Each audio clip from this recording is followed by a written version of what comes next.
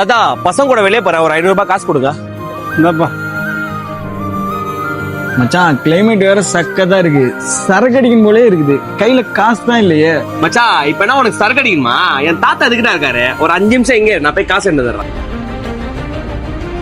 தாத்தா பசங்க கூட கொஞ்சம் பார்ட்டிக்கு போறேன், காசு ஒரு 1000 ரூபாய் கூட. டேய், உனக்குலாம் அறிவே இல்லையா?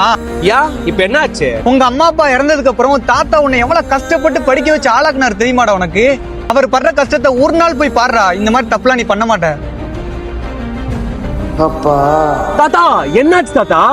முட்டி ரொம்ப வலிக்குதுப்பா.